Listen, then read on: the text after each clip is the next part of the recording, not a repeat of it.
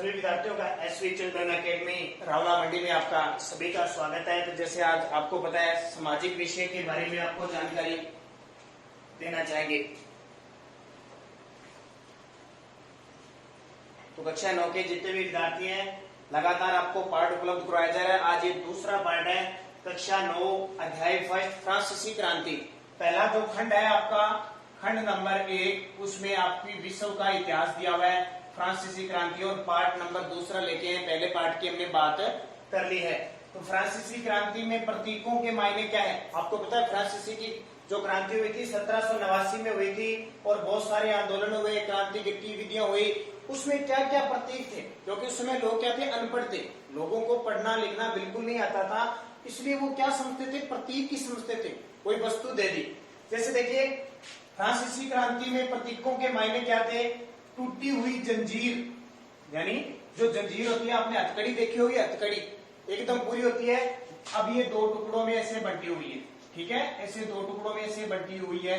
टूटी हुई जंजीर क्या प्रतीक था, तो जंजीर से क्या है, दासों को बांधा जाता था, दासों को बांधने में प्रयोग होती थी जंजीर। अब ये प्रतीक दिखा रही है टूटी हुई, इसका मतलब है टूटी हुई हथकड़ी उनकी आजादी का प्रतीक है। टूटी हुई हथकड़ी फ्रांस के लोगों का आजादी का प्रतीक है। पेपर में आ जाए कि टूटी हुई हथकड़ी उनका संबंध किससे था, तो फ्रांस के लोगों को आजादी मिली। दूसरा प्रतीक क्या था, छड़ों का बंशीदार गठर, जो छड़े होती है ना, छड़, उनका बर्छीदार गठर। चित्र आपको दिखा देता हूं, इस तरह का बर्छीदार, ऐसा, ये बर्छीदार गठर ऐसा, ये तो हथकड़ी हो गई, ये बर्छीदार, ये देखो ये बना हुआ है ऐसे। तो आप देख सकते हो, आपको बढ़िया तरीके से मैं दिखा देता हूं, आराम से देख लेना। इसका क्या मतलब है, अकेली छड़ को आसानी से तोड़ा जा सकता है, यानी एक जो लकड़ी होती है उसको आसानी से तोड़ सकते हैं। बहुत सारी एक साथ इकट्ठी लकड़ी रख दे क्या तोड़ नहीं सकते ना, तो उसी प्रकार पर पूरे गठर को नहीं तोड़ सकते। इसका मतलब एकता में क्या बल होता है। तो ये इनका प्रतीक था, जो गठर था, छड़ी थी वो, यानी एक को आसानी से तोड़ा जा सकता है लेकिन इकट्ठे को नहीं, और ये प्रतीक किसका था, एकता में बल। तीसरा, त्रिभुज के अंदर रोशनी बिखेरती आंखें, यानी ये त्रिभुज बन गया, इसमें आंखें बना दी ऐसे। त्रिभुज के अंदर रोशनी बिखेरती आंखें, सर्वदर्शी आंख ज्ञान का प्रतीक है, यानी आंखें सब कुछ देख सकती है लेकिन फिर भी क्या है, वो कुछ कर नहीं सकती। सूर्य की किरणें अज्ञान रूपी अंधेरे को मिटा देती है। तो सूर्य की किरणें का मतलब लोग सारे जागरूक हुए, जागरूक होने से सारे इकट्ठे हो गए और वो एक क्रांति हुई और फ्रांस के लोग क्या हो गए, आजाद हो गए। चौथा देखिए, राजदंड का मतलब क्या है, चित्र में दिखाता हूँ सारे। ये देखिए त्रिभुज, और त्रिभुज के अंदर आंख, यानी आंख है, सब जगह देख सकती है लेकिन बंधी हुई है। इसको किसी ने जागरूक किया तो ये जागरूक हो गई।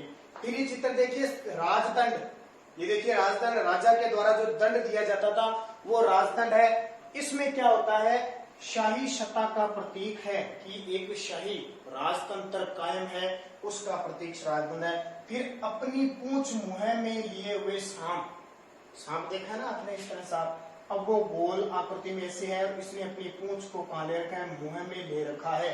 तो अपनी पूंछ मुंह में लिए सांप किसका प्रतीक है, सनातन का प्रतीक है, यानी चारों किनारा कोई नहीं है, अंगूठी का कोई भी और छोर नहीं होता है, किसी भी तरीके से समाज को बदला जा सकता है। ये किसका प्रतीक है, अपनी पूंछ मुंह के लिए सांप। आगे देखिए आप, इसके बाद में और कुछ प्रतीक चिन्ह भी हैं जो आपके लिए इंपॉर्टेंट होते हैं। कौन कौन से देखिए, तो ये पार्ट 2 की बात चल रही है। तो इस चैनल पे लगातार आप वीडियो देख रहे हैं, जो भी सब्जेक्ट के आपको मिल रहे हैं सारे। फिर देखिए एक पर 3 चिक है, लाल फ्रांचियन टोपी, लाल फ्रांजियन टोपी, लाल रंग की एक टोपी है, उसका आकार मैं आपको दिखा देता हूं कैसा है, किताब में आप देखना। दासों द्वारा स्वतंत्र होने के बाद पहनी जाने वाली टोपी, दासों द्वारा स्वतंत्र होने के बाद पहनी जाने वाली टोपी, ठीक है, वो कौन सी थी, लाल फ्रांचियन टोपी थी। ये टोपी आप देख सकते हो। उसके बाद में नीला सफेद लाल, नीला सफेद लाल। ये किसका प्रतीक था? नीला सफेद लाल। तो ये किसका प्रतीक था? फ्रांस के राष्ट्रीय रंग का, फ्रांस के राष्ट्रीय रंग का प्रतीक था। ध्यान रखना, फ्रांस के राष्ट्रीय रंग का प्रतीक कौन सा था? नीला सफेद और लाल। और डेनो वाली स्त्री, डेनो वाली स्त्री, ये किसका प्रतीक था? तो ये ध्यान रखना, कानून का मानवीय रूप, कानून का मानवीय रूप का मतलब होता है मानव किस प्रकार स्वतंत्र रह सकता है उस प्रकार से कानून बनाया जाए, यह है कानून का मानवीय रूप। इस तरह का चित्र देख सकते हो। नीला सफेद लाल रंग दर्शा रहा है फ्रांस के राष्ट्रीय रंग को। और एक है विधिपट, एक है विधिपट प्रतीक चिन्ह क्या है? तो कानून सबके लिए समान है, कानून सबके लिए क्या है? समान है, कानून सबके लिए समान है। ठीक है। और उसकी नजर में सब क्या है? बराबर है। ये हमें पता है। लाल फ्रांजीन टोपी, नीला सफेद लाल, डेनो वाली स्त्री और विधि पर कानून, ये सब आपको ध्यान रखना है बढ़िया तरीके से।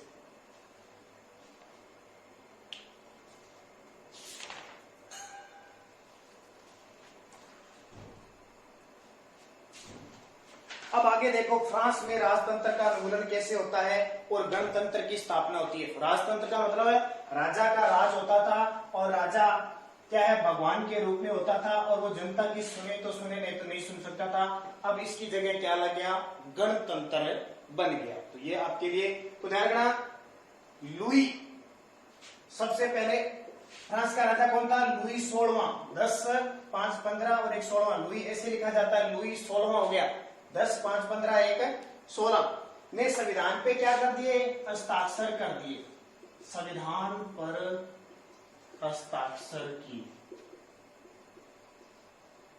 ठीक है, इसमें हस्ताक्षर कर दिए। हस्ताक्षर करने के बाद क्या हुआ?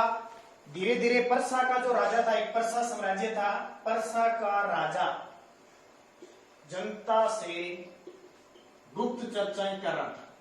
क्यों कर रहा था? भी हमें संविधान नहीं बनाना है। गुप्त चर्चाएं कर रहा था पर्सा का राजा, और पर्सा का राजा ने गुप्त किया। और 1789 में ये जो घटना घटी, कौन सी? 1789 में क्या हुई? फ्रांस की क्रांति। फ्रांस की क्रांति कब हुई? 1789 के अंदर। और उसके बाद में क्या हुआ? 1792 में नेशनल असेंबली ने पर्सा और ऑस्ट्रेलिया के बीच युद्ध की घोषणा का प्रस्ताव कर दिया। पर्सा और ऑस्ट्रेलिया के बीच युद्ध की घोषणा तब 1792 में कर दी। पर्सा व ऑस्ट्रेलिया, क्योंकि ये दो है ना, ये वादा कर रहे थे लोकतंत्र होने में, पर्सा और ऑस्ट्रेलिया। ध्यान रखना, ऑस्ट्रिया, ये ऑस्ट्रेलिया नहीं है, ऑस्ट्रिया।